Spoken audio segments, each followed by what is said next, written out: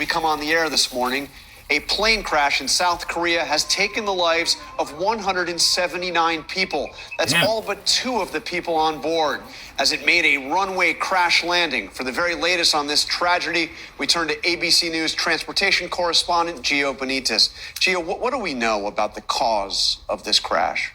Well, John, this is just an unspeakable tragedy, and there's a lot that we don't know right now. That's the problem. But we know that there were 181 passengers and crew on this plane, and like you said, nearly all of them lost their lives in this. You're seeing the images right there. This is really the only part of the plane that's still recognizable. It's really the tail. And this happened in South Korea because they actually had to land there. There was some sort of distress signal that was sent before the landing, and we know that local transportation officials were saying that there was a warning about a bird strike. But at this point, when you look at this, it's hard to imagine how a bird strike alone could have caused something like this, but we just don't know. And we're not going to show you the full video here because it's really, really disturbing. But basically, this plane, this Boeing 737 from Jeju Air, was actually able to land on its belly without that landing gear deployed. And so the big question is, why did it not have that landing gear deployed?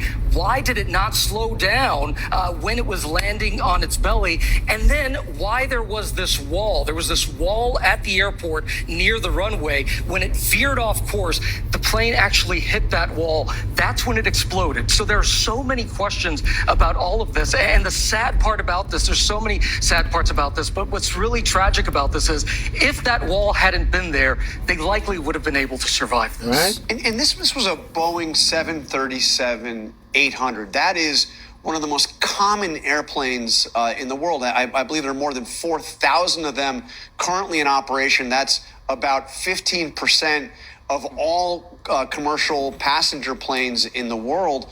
What does this mean for the rest of those Boeing 737-800s around the world?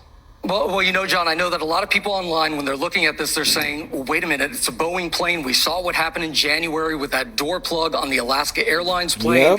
Is this somehow related to being a Boeing problem? At this point, there's no indication of that. This is a 15-year-old plane. And like you said, it is one of the most popular models in the world. So many people fly this plane.